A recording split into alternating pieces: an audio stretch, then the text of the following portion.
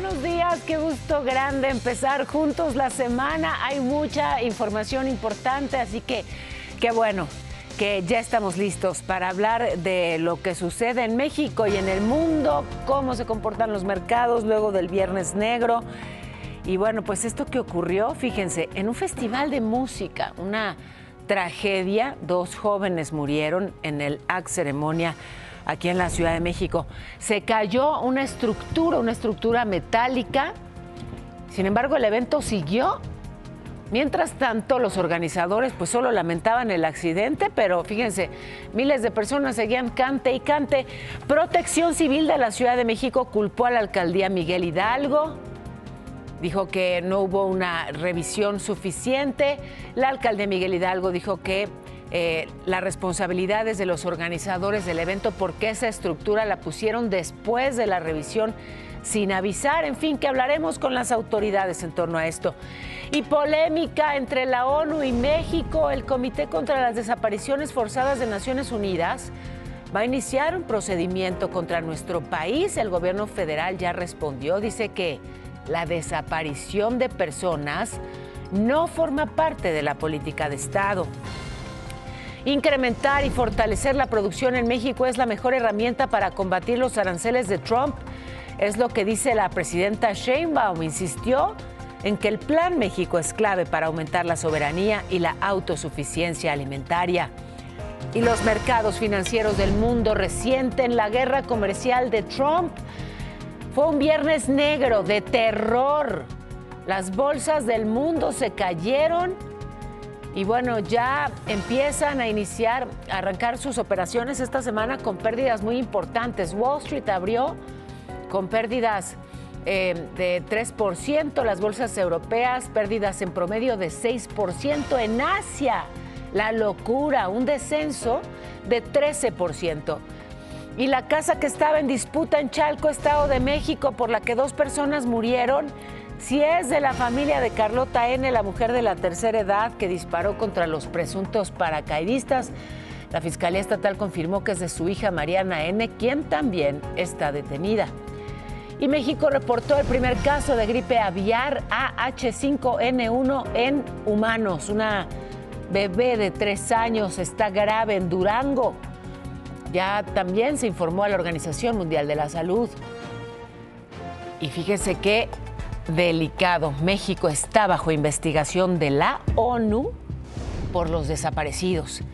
El Comité contra Desapariciones Forzadas va a iniciar por primera vez un procedimiento a México que podría ser llevado hasta la Asamblea General. Invocó al artículo 34 de la Convención Internacional para pedir información al gobierno mexicano sobre el tema. Le comité a reçu des informations qui lui paraissent contenir des indications fondées selon lesquelles la disparition forcée serait pratiquée de manière généralisée ou systématique sur le territoire relevant de la juridiction du Mexique. Al respecto, Gobernación y la Cancillería rechazaron estas declaraciones y aseguraron que México no consiente, permite u ordena la desaparición de personas, que esto no es una política de Estado y que responderán estas solicitudes con la información que sea requerida. Y bueno, el Comité de la ONU también se pronunció sobre el caso Teuchitlán, allá en Jalisco. Emitió una serie de medidas cautelares al gobierno mexicano, entre ellas que debe resguardarse de forma correcta lo que se encontró en ese rancho. Además, se debe garantizar el acceso a la información, la participación y protección de los familiares de las personas desaparecidas. Y al respecto, los colectivos de madres buscadoras celebraron esta decisión de la ONU. Dijeron que la crisis de desapariciones se agudizó en el último año, por lo que pidieron pues que sean más duros a la hora de emitir recomendaciones al gobierno mexicano. Por otro lado, el Senado suspendió la discusión de la iniciativa en materia de desaparición forzada que había mandado la presidenta, porque el gobierno federal decidió incluir las propuestas de los colectivos de familiares de desaparecidos. No los habían tomado en cuenta, imagínense. La Cámara Alta prevé dictaminarla en un periodo extraordinario, en junio o probablemente hasta septiembre. Y sí, desapariciones. Esta adolescente que salió de Guadalajara por una oferta de trabajo ya le hemos advertido. Ofertas de trabajo en redes sociales que en realidad son el anzuelo para pues obligar a los jóvenes a entrar a la criminalidad o a explotarlos. Ella, como le digo, salió de Guadalajara, iba a Querétaro y al llegar a la Ciudad de México algo no encajaba y sí, este viaje tomó un giro inesperado. Una adolescente de 17 años, originaria de Guadalajara, fue contactada por redes sociales con una supuesta oferta de trabajo como secretaria en el estado de Querétaro. Viajó sola hasta la Ciudad de México y llegó a la central de autobuses del norte en la alcaldía Gustavo Amadero. Ahí varias personas la recogieron, la trasladaron a una casa, le quitaron su teléfono y le entregaron otro sin redes sociales ni contactos. Más tarde un hombre le informó que tenía una alerta Amber activa y por eso la llevaron de vuelta a la terminal. Ya en la central, la joven pidió ayuda en el módulo del Consejo Ciudadano. Personal de la Secretaría de Seguridad Ciudadana que patrullaba la zona fue alertado y la resguardó de inmediato. La adolescente fue trasladada a la Fiscalía Especializada en Trata de Personas para iniciar las investigaciones y localizar a sus familiares. Datos del Consejo Ciudadano revelan que las ofertas de falsos empleos en redes sociales o en páginas web representan el principal método de enganche para la trata de personas. La población más vulnerable a este delito son las mujeres, niñas, niños y adolescentes. El modus operandi de estos delincuentes suele ser colocar anuncios para ofrecer sueldos atractivos, horarios de 3 días a la semana, transporte seguro e ideales para estudiantes o madres solteras. Por ello, recomiendan verificar las ofertas laborales, desconfiar de las que prometen grandes beneficios económicos por pocas horas de trabajo o de aquellas que solicitan asistentes, edecanes, modelos y cuyos requisitos se enfoquen en la apariencia física, informó Montserrat Ortiz.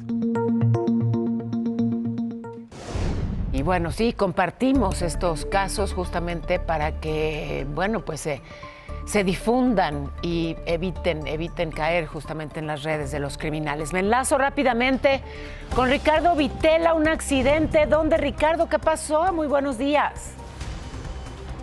Muy buenos días, Paola Rojas, gusto saludarte. Exactamente, viaducto Río Becerra en el paso de nivel de la calle de Nebraska, exactamente en la colonia Nápoles, alcaldía Benito Juárez. Y mira, lo que ocasionó un trailero que venía de la zona del Estado de México cargado con varias toneladas de azúcar y de otros productos.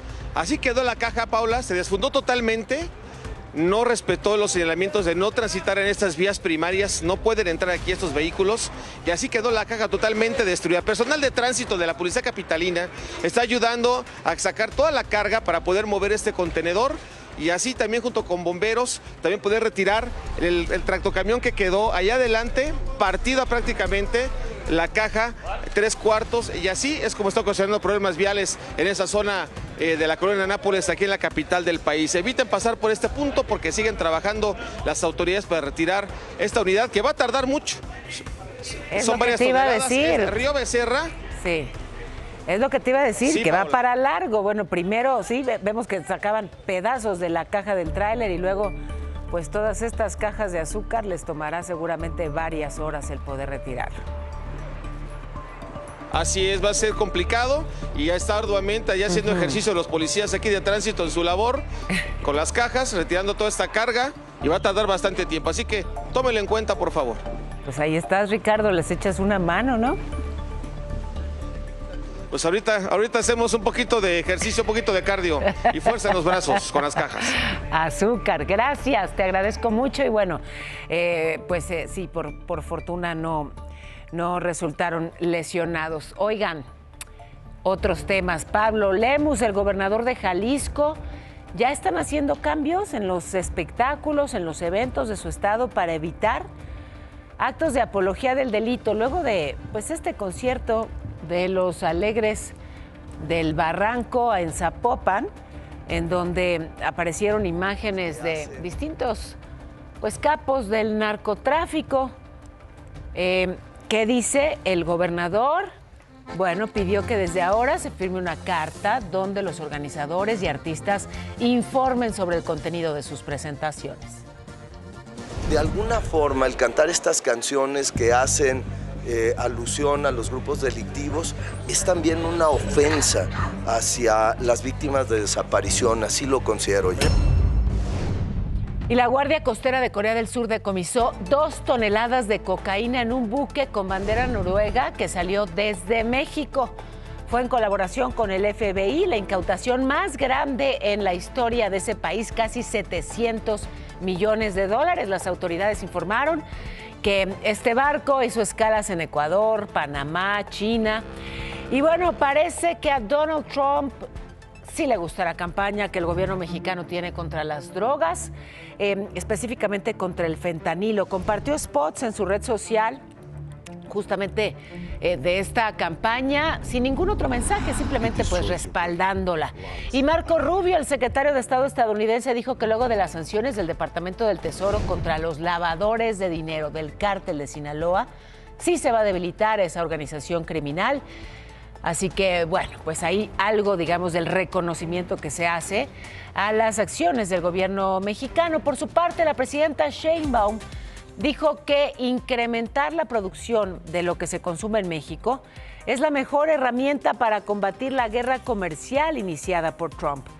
Dijo que el Plan México es la clave. Inversiones para tener autosuficiencia alimentaria, 54,000 millones de pesos este primer año. Lo que queremos al final para todo el país, que es la producción.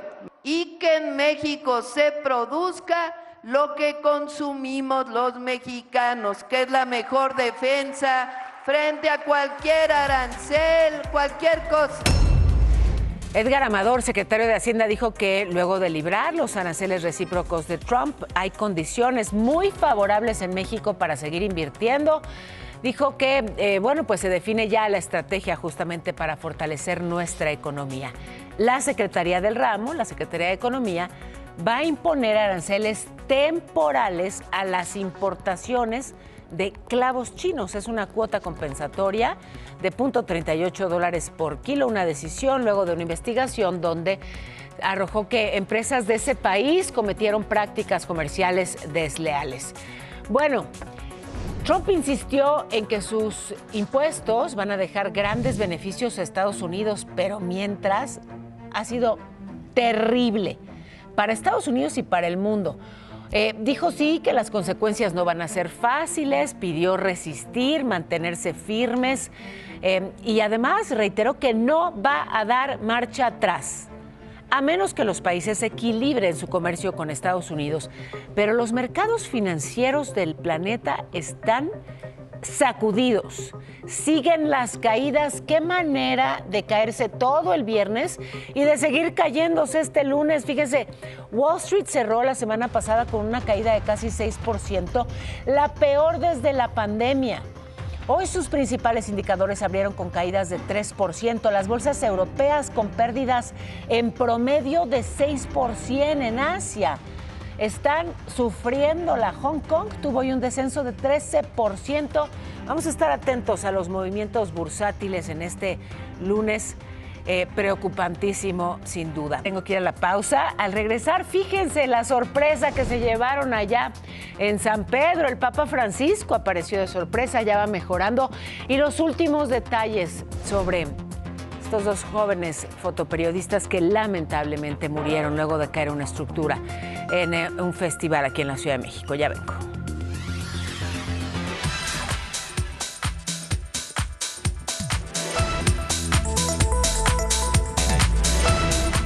Fíjense, era una fiesta y terminó en tragedia. La edición de este año del Festival Ceremonia aquí en la Ciudad de México. Y es que 2 jóvenes periodistas, fotoperiodistas, les cayó una estructura decorativa encima y lamentablemente murieron.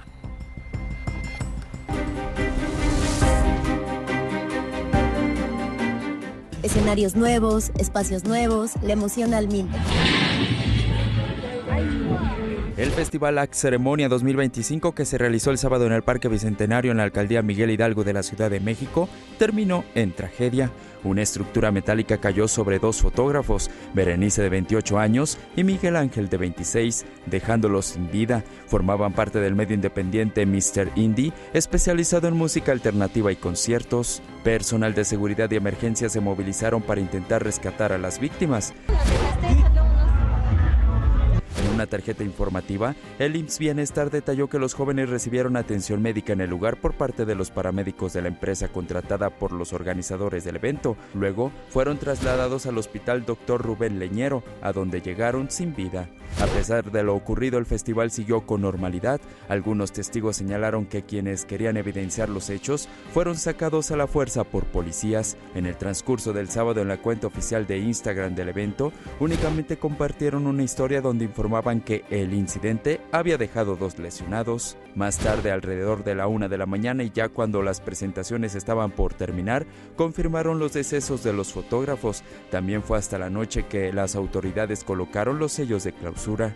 La Fiscalía de la Ciudad de México abrió una carpeta de investigación, mientras que Protección Civil culpó a la alcaldía, al señalar que fue el resultado de una deficiente supervisión en las medidas preventivas por parte de los organizadores y las áreas operativas de la Miguel Hidalgo. Aclarar que la alcaldía Miguel Hidalgo y el gobierno de la ciudad realizaron la visita de verificación el viernes y constataron que la grúa que se colapsó y que provocó el accidente no estaba colocada. El medio Mr. Indy, para el cual trabajaban los fotógrafos, aseguró que brindaban apoyo y acompañamiento a sus familias, pero el abogado de uno de los jóvenes lo negó. Ella prácticamente trabajaba y vendía las notas para la empresa, pero no había una relación laboral como tal. Entonces se deslindó de esa responsabilidad. Quienes conocían a las víctimas exigen justicia. Estaba haciendo lo que amaba y que ya no regreso vivo a casa. Vestidos de negro protestaron la tarde del domingo afuera del Parque Bicentenario, donde también colocaron flores y veladoras, deseándoles un eterno descanso.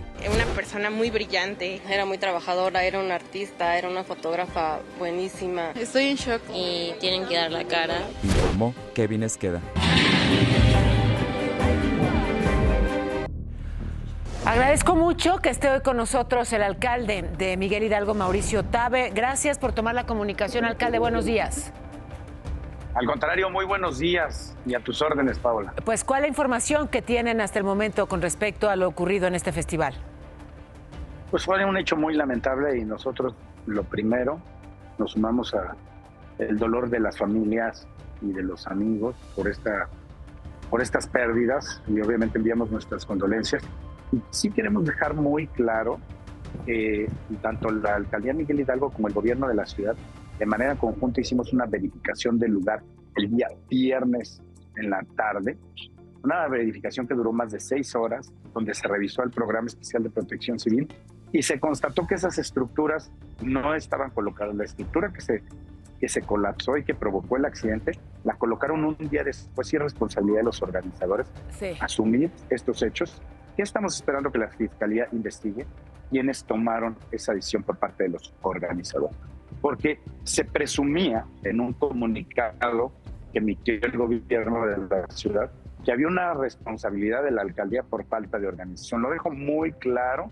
Las 2 autoridades estuvimos al mismo tiempo supervisando que todo estuviera bien colocado. ¿Cuál fue la falta, la violación al programa especial de protección civil que ocurre un día después? Entonces, preguntarle también sobre lo ocurrido ya una vez que, bueno, pues pasó este lamentable incidente. ¿Por qué pasaron tantas horas? ¿Cómo es que pudo seguir ese festival musical a pesar de lo ocurrido? Fue un evento de más de 45,000 personas y varias autoridades estuvieron allí. Se valoró el riesgo de un desalojo que pudiera tener consecuencias mayores. Hace algunos años, el gobierno de la ciudad intentó hacer un desalojo en un lugar que se llamaba el Muse Divine y resultó en una tragedia. Por la cantidad de gente, lo que se hizo es la valoración de suspender el lugar una vez que se tuvieran las condiciones para hacerlo. Por la cantidad de gente no es fácil cerrar con un evento porque no sabes cómo pueda reaccionar tanta gente si no se cuenta con los elementos de seguridad y los protocolos para hacer el desalojo, porque no estábamos preparados para un cierre de esta naturaleza, hacer una suspensión definitiva. No es un evento de 50 personas, no es un evento de 500, 45,000 personas sin un protocolo para desalojarlas. Iba a generar una condición de riesgo. Preguntarle, ¿están bien coordinados los gobiernos en los distintos niveles? Me refiero a usted como alcalde con la jefatura de gobierno, aún siendo de distintos partidos. Estamos bien coordinados y sí señalo que fue un error el boletín que emitieron en donde presumen responsabilidad de la alcaldía, porque ambas autoridades estuvimos en el momento de la verificación.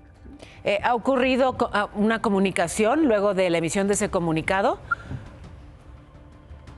Sí, he estado en comunicación con la Secretaría de Protección Civil y con la jefa de gobierno para tener la información de forma consistente, porque hay muchas versiones cuando sucede una crisis. ¿Hacia cuándo habrá un deslinde de responsabilidades? La Fiscalía tiene la obligación de investigar quiénes fueron los responsables de haber instruido la colocación de estos objetos que no estaban contemplados en el programa especial de protección civil y que son una violación grave porque tienen estas consecuencias. Hay veces que un particular cuando organiza un evento se queja de, ay, qué burócratas son en las alcaldías, ¿por qué piden tantos requisitos? Pues por esto, porque cuando sucede una tragedia, todo el mundo se echa la pelotita sobre las responsabilidades. Por eso se supervisan con cuidado los programas de protección civil, que no es solamente un capricho del gobierno, sino una necesidad para garantizar las condiciones de seguridad. Y cuando se violan, pues los organizadores tienen que asumir la responsabilidad. Le agradezco muchísimo estos minutos. Le pido, alcalde, sigamos en comunicación. Gracias. Con muchísimo gusto. Muchas gracias, Paola, y te agradezco mucho el espacio. Mauricio Tabe, alcalde en Miguel Hidalgo. Y la Facultad de Estudios Superiores de Aragón de la UNAM lamentó esta muerte de Berenice Giles y Miguel Ángel Rojas. Ellos eran egresados de la carrera de Comunicación y Periodismo de esa institución, así que pues expresaron las condolencias a sus familias, a sus amigos y convocaron toda la comunidad estudiantil a un homenaje para hoy a las 2 de la tarde en instalaciones de la facultad. Yo agradezco mucho que esté también hoy, esta mañana con nosotros. ¿Ya está? Sí. En la línea telefónica Miriam Urzúa, la secretaria de Protección Civil de la Ciudad de México. Secretaria, buenos días. Muy buenos días, Paola. Muchísimas gracias. Preguntarle la información que tienen ustedes en torno a lo ocurrido en este festival. Decía el alcalde en Miguel Hidalgo, Mauricio Tabe, que autoridades de la ciudad y de la alcaldía hicieron toda la revisión y después los organizadores colocaron esta estructura a la que se cayó. ¿Coincide usted con esa versión? Sí, yo coincido con esa versión, pero yo quisiera comentarte algunas cosas. Sí. Primero, cuando se realizan eventos o espectáculos públicos organizados por promotores particulares en las alcaldías, corresponde a estos promotores presentar los programas especiales de protección civil y se presentan además con 10 días de anticipación a la alcaldía para que se efectúe el registro del programa, se verifique el cumplimiento normativo y se detecte cualquier tipo de anomalía en el lugar. ¿Y no ocurrió? Segundo,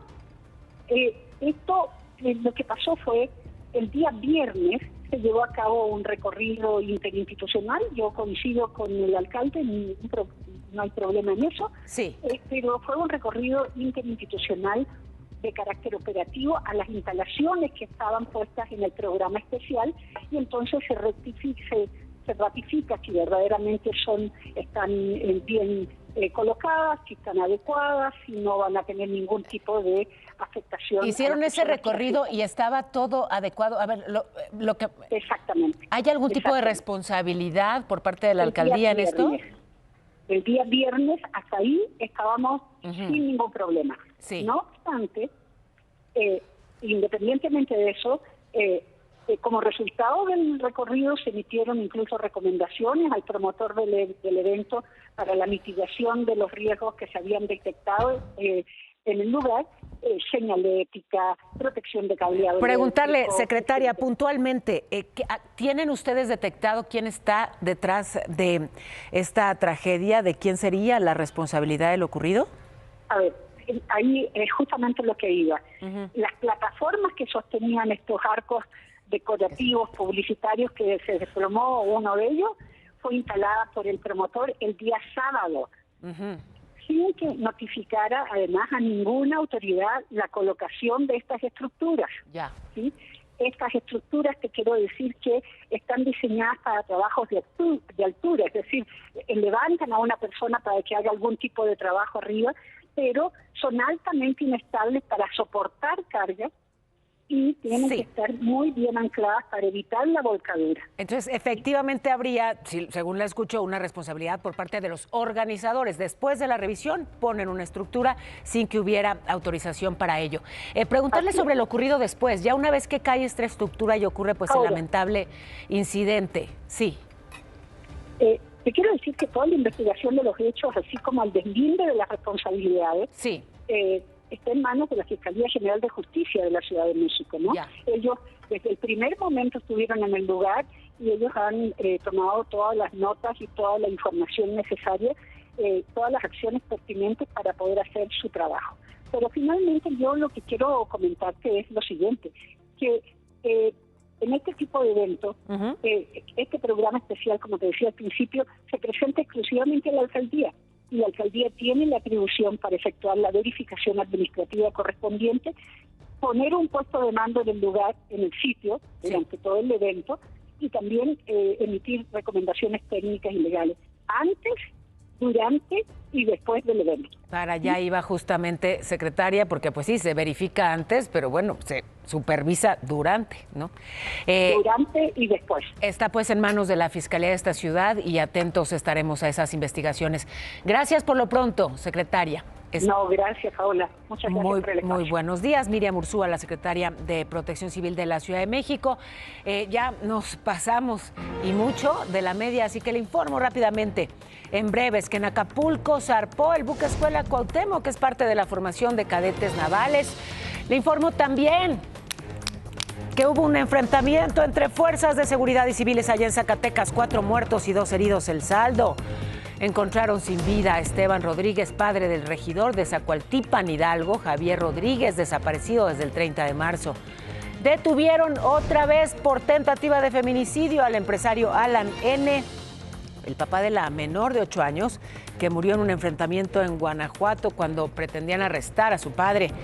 Y atacaron a balazos la casa de Eric N., un comunicador allá en Tabasco. Le dejaron una amenaza, pide protección. Habitantes de San Buenaventura en Tlaxcala casi linchan a un hombre por un presunto robo. Ya 3 casos en ese estado en los últimos días. En Hidalgo, 41 zonas rurales son consideradas de atención prioritaria, están en condición de pobreza.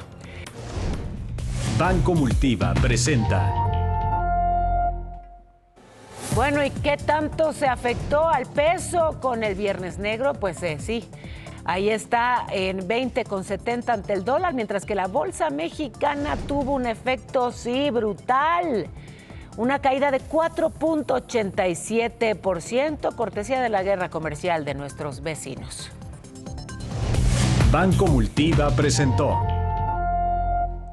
Y sí, vamos a revisar las bolsas del mundo. Fue un Viernes Negro y este lunes está empezando también muy sacudido en términos bursátiles. Pero antes de ir a esto, el caso de Carlota N., la señora, la adulta mayor que llegó con pistola a disparar directamente contra una familia por la disputa de una casa allá en Chalco, Estado de México, que provocó pues la muerte de 2 hombres. Se revelaron las palabras que les dijo antes de dispararles. De acuerdo a la carpeta de investigación, dijo: si no se quisieron salir por las buenas, será por las malas. ¿Qué pasa con esa casa de la agresión? De acuerdo a la Fiscalía Estatal, es de la hija de la señora Carlota, de Mariana N., también detenida. Desde el 27 de marzo había denunciado el despojo.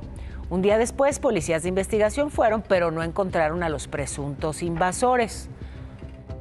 ¿Cuál es la situación legal de la casa? ¿Es de ella, no es de ella? Está fuera de mis facultades hasta este momento darles más información al respecto. Sí, es su casa de la señora, sí, sin ningún problema.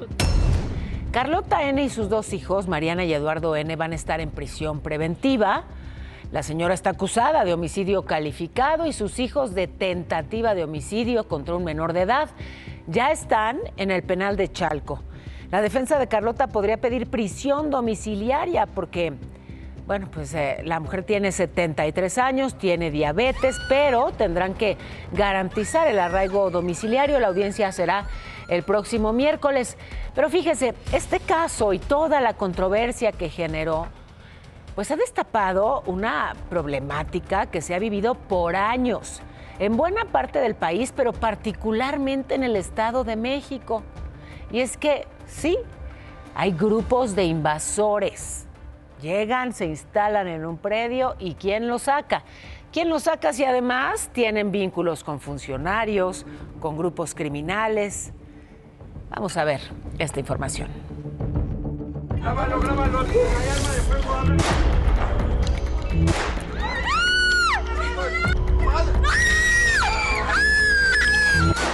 El caso de Carlota N. prendió los reflectores a un problema social que se ha vivido por años y que en los últimos meses aumentó. Los despojos a casas para ser tomadas por el crimen organizado. Se organizan para poder delinquir y principalmente son grupos de 5, 10 o hasta más de 11 personas las que están operando. Pero la situación aún es más grave, pues en este delito al parecer existe una alianza entre criminales y servidores públicos. Una investigación a la que tuvo acceso Excelsior delata que autoridades del Estado de México tienen detectada una red de funcionarios quienes le venden la información a los delincuentes para adueñarse de las casas, departamentos o terrenos. Entre ellos están trabajadores del Instituto de la Función Registral. Vigilan que cuando la gente sale a sus casas, o finalmente si son personas a veces de la tercera edad o los inmuebles se encuentran abandonados, pues todo esto aprovechan para poder meterse a los domicilios. En su mayoría son viviendas abandonadas o con rezagos en el pago de predial. Los grupos delictivos se apoderan de ellas con invasiones o rentándoselas de manera ilegal a un menor costo. Con el pago de la renta les ofrecen la garantía de que si llegan a tener algún problema, la organización los defenderá. La Fiscalía de la Ciudad de México sigue la huella de al menos 2 docenas de grupos que se dedican a este delito, en zonas de distinta plusvalía desde Valle de Bravo hasta Chalco. Entre ellos está el llamado Sindicato 22 de Octubre, ligado al caso de Carlota N. Pues llegan y algunas veces dicen que no tienen dueño, que ya las compraron, que las personas ya fallecieron, que se dedican ellos a comprar en muchos fraccionamientos casas y así es como ellos entran y traen documentación pero son falsificadas. En este grupo se tienen registros de que además del despojo de inmuebles, se dedican a la extorsión y al control de visitaxis, en los que presumiblemente trafican drogas, al estilo de la banda que encabezó El Ojos en Tláhuac, en la Ciudad de México. En estas redes también están involucrados jueces y funcionarios del Poder Judicial del Estado de México. Incluso, un juzgador y un secretario judicial están presos por trabajar dentro de un cártel inmobiliario que operaba en los municipios de Nicolás Romero y Coacalco, informó Kevin Esqueda. Y así se van haciendo y haciendo y haciendo de terrenos, de predios, de inmuebles. Y bueno, pues si se roban inmuebles, que no se roben bolsas. Mire cómo operan en los restaurantes. Esta es la colonia Condesa, Alcaldía Cuauhtémoc de la Ciudad de México. Ahí está, ¿no? Este señor como que acomoda su chamarra, como que platica, como que se acerca, como que ¿qué hace? Ah, pues está agarrando la bolsa, ¿sí vio? Pero se dio cuenta esta mujer que estaba atentísima. Ay, a ver, ¿qué pasó ahí, no? Justamente Cristina Chin es la influencer que denunció este robo. Ella estaba distraída, pero el señor pues así, como que no, empezó a moverse hasta que le quita la bolsa y bueno, la esconde en la chamarra, simula que recibe una llamada, en fin. Pero aquí otro caso más, así operan igualito, se paran cerquita de la víctima, usan una chamarra o alguna prenda para cubrir la bolsa y pues se van llevando lo que pretenden robar. Aquí pues esta otra secuencia donde ocurre pues básicamente lo mismo, ¿no? Como que buscan algo, como que sí. En fin, afortunadamente justamente una de las personas afectadas, una de las víctimas, notó lo sucedido. Y bueno, pues ya están empezando a investigar y en este caso ya fue detenido. Así que, bueno, pues un caso en el que sí hay, pues por lo pronto una detención, veremos si es consignado. Y voy ahora a otra información y es que la violencia no para. Ya en Sinaloa, 3 presuntos delincuentes murieron, se enfrentaron con elementos de la Marina y la Defensa. Un soldado resultó herido, una mujer fue alcanzada por una bala perdida, todo esto en la carretera Libre México 15, allá en Mazatlán. Los hombres no se detuvieron para una revisión y ocurrió pues esto, que es el horror. Y siguen los golpes al cártel de Sinaloa. Detuvieron al líder de una de sus células, José Manuel N. El Treviño, junto a 4 personas más. Gracias a un reporte de personas armadas en un motel de Culiacán, se le vincula con el ataque con explosivos lanzados desde drones a elementos de la defensa.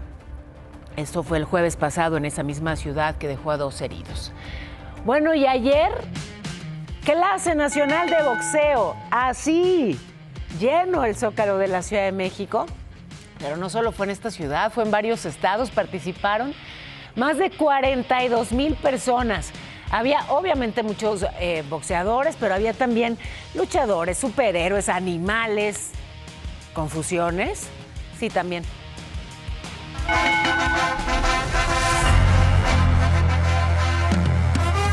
Llenamos este Zócalo tricolor, favor del deporte y haciendo un knockout a la violencia. 7, 8. ¿Cómo se siente, doctora? No a la violencia, no a las adicciones, sí al deporte, sí a la paz, sí al amor. Sí al deporte, no a la paz. Al revés. Sí al deporte, sí a la paz. Paola, regreso contigo. Te mando muchos besos. Muchas gracias. Igualmente para ti, Alex. Oigan, voy a la pausa. Al regresar, nevadas en Chihuahua, así en plena primavera. Y esta historia de una niña de 13 años desapareció y, bueno, lamentablemente la encontraron las madres buscadoras. Ya vengo.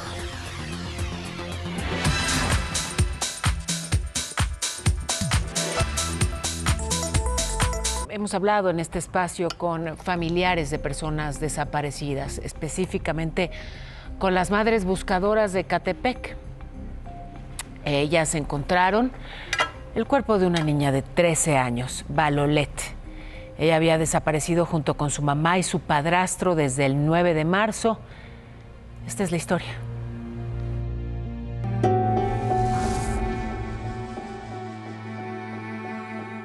Todavía no era su tiempo de ella. Murió de asfixia, la ahorcaron. Violet tenía 13 años de edad. Vivía con su mamá Berenice Cimentán y sus 4 hermanos de 12, 11, 10 y 9 años en la colonia Potrero del Rey en Ecatepec, Estado de México. Desapareció el pasado 9 de marzo junto con Berenice, su madre, y Ricardo, su padrastro, después de ir a la tienda. Violet vivía en esta casa en compañía de su madre y sus 4 hermanos. Ese día no quiso dejar sola a su mamá. Berenice se subió a una moto en compañía de Ricardo. Violet inmediatamente se subió atrás para después desaparecer. Mi hija no se la iba a llevar. Ni Violet ni sus hermanos estudiaban por las condiciones económicas que atravesaban. Su madre había logrado conseguir un trabajo de limpieza en una fábrica, el cual iniciaría un día después de su desaparición. Estaban en un grupo de esos de cristianos, se iban a las misas y ellos les apoyaban, les daban su despensa. El cuerpo de Violet fue encontrado por las madres buscadoras del colectivo Ejecatl en el canal de Cartagena. Los animalitos se comieron una parte de su carita, sus deditos. Por eso no la pude reconocer de su cara, pero de su ropa que traía puesta sí era mi nieta. Las autoridades mexiquenses tardaron mucho en entregarles a la menor. Argumentaban que no le habían realizado las pruebas genéticas. Sin embargo, la familia descubrió que era porque no servían los refrigeradores. Yo creo que por eso no nos dejaron pasar a verla, porque tenían los cuerpos afuera, sin refrigeración. Berenice y su pareja aún continúan desaparecidos. Nunca pensamos que fuéramos a pasar por esto. Te informó Kena Uribe. Y en Chalco, Estado de México, la Secretaría de Seguridad desmanteló junto con policías una red de venta de fichas para sacar citas médicas en una clínica del ISSSTE. Sí, le cuento cómo le hacían. Apartaban los lugares, ya sabe, con una silla, con cualquier objeto, ¿no? De apartado. Y luego, pues, les vendían justamente esos lugares a los derechohabientes. No le extraña. ¿Por qué? Porque ocurre mucho, ya sé. Pero por lo pronto, pues ya retiraron esa red de venta de fichas en esa clínica del ISSSTE. Frente frío 37 se va a extender por todo el sur del país. Lluvias para Chiapas, Tabasco, Campeche, Yucatán, Quintana Roo. Aire frío que provocará un descenso de la temperatura en las sierras, pero para buena parte del país lo que habrá es un calorón preocupante. Hay que hidratarse. Sinaloa, Nayarit, Jalisco con muchísimo calor. En la Ciudad de México una máxima de 28, mínima de 100.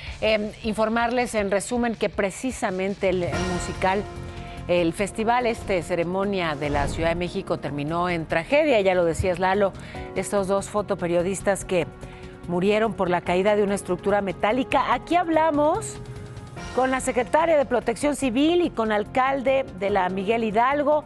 Coincidieron en que los organizadores del evento pusieron esa estructura después de la revisión de las autoridades y sin que existiera una autorización. El Comité contra Desapariciones Forzadas de Naciones Unidas va a iniciar un procedimiento contra nuestro país. El gobierno federal respondió que la desaparición de personas no es parte de la política de Estado. La presidenta Sheinbaum insiste, el Plan México es clave para aumentar la soberanía y la autosuficiencia alimentaria. Fortalecer la producción mexicana es la mejor herramienta para combatir los aranceles de Trump, dijo. Pero mientras tanto, esas medidas de Trump tienen a los mercados del mundo desplomados. La guerra comercial tumbó todas las bolsas del mundo. Fue un viernes negro y el lunes se está haciendo también negrísimo. Wall Street abrió con pérdidas del 3%, las bolsas europeas con pérdidas en promedio de 6%.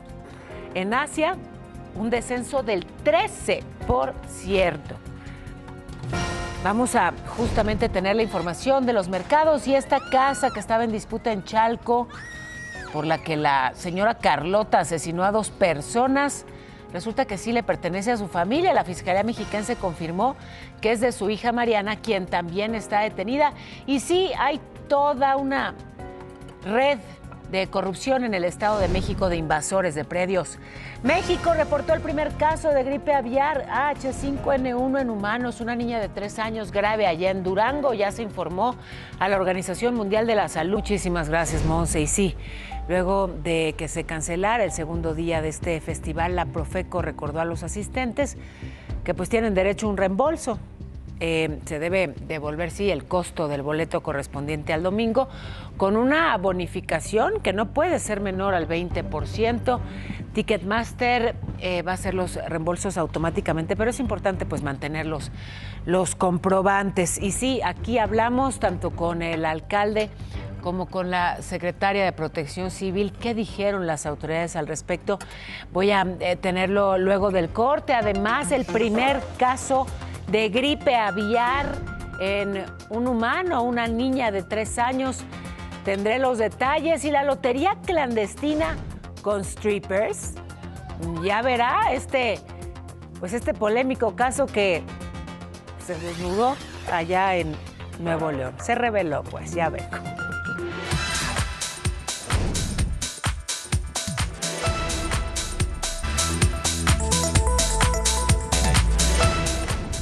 Fíjense la polémica que hay allá en Monterrey por un negocio aparentemente de autopartes que ha sido denunciado porque tiene un giro peculiar. Resulta que hay hasta strippers involucrados. Miren, ¿a qué me refiero? Estas imágenes continúan dando de qué hablar. Se trata de una lotería al parecer clandestina con strippers. El lugar se encuentra en Monterrey, Nuevo León. Por fuera aparenta ser un sitio de venta de autopartes, pero por dentro presuntamente el giro es otro. Una fuente detalló de manera anónima a Imagen Noticias que la actividad con los strippers se realiza frecuentemente. Cada vez que hay evento, de cada 15 días o mensualmente, se les da ese servicio con final feliz. Algunas de las trabajadoras o incluso la dueña operan así. O sea, se les da el servicio para animar a las personas, pero después se van a tomar algo a los cuartitos de atrás, donde tienen ellas un área social, donde tenían las maquinitas, y ahí cumplen con otro tipo de servicio. Al parecer este tipo de establecimientos han operado por décadas. La señora tiene más de 30 años, tiene operando en Saltillo, está operando en Santa Catarina, en Apodaca, Monterrey y en Cumbres de Monterrey. La señora tiene como 6, 7 sucursales. De hecho, va a abrir el 10 de mayo abre Cadereyta. A pesar de que en imagen hemos tratado de buscar el derecho de réplica de los encargados de La Chalupa, esta no ha sido obtenida. Por ahora los establecimientos continúan operando con normalidad. Pero pues sí, les llamó a muchos la atención, ¿no? Cómo es que tantas y tantas señoras iban a los negocios de autopartes, ¿por qué de pronto tantísimo interés en, digamos, la mecánica automotriz? Bueno, esto pasó en Huejutla, Hidalgo. Un camión escolar que volcó, quiso subir una pendiente, se quedó pues sin potencia y ¡fum! Empezó a caer así en reversa, todo lo captó una cámara de vigilancia. ¡Ay, ay, ay, caramba! Y volcó.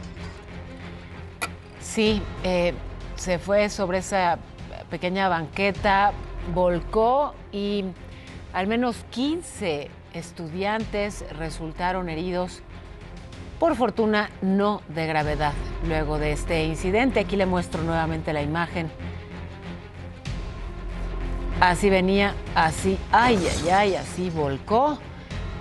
Bueno, y ojo, la Secretaría de Salud reportó ya el primer caso de gripe aviar AH5N1 en un humano, una bebé de 3 años en Gómez Palacio, Durango. Recibió tratamiento y tuvieron que hospitalizarla en Torreón. La reportan grave, ya se notificó a la Organización Mundial de la Salud. La confirmación de este caso, a ver, varias cosas. En términos sanitarios, la Secretaría de Salud ha dicho que el riesgo para la población en general sigue siendo bajo. Lo que sí es que puede provocar un aumento en el precio del huevo. Ya ve que en Estados Unidos es justamente lo que pasó. El huevo está más caro por la gripe aviar. Bueno, en México el producto se mantuvo entre 35 y 50 pesos kilo, pero la Secretaría de Agricultura informó que no han reportado afectaciones en las unidades de producción comercial, pero hay que estar atentos. Rayón. Te rayaste, ganón.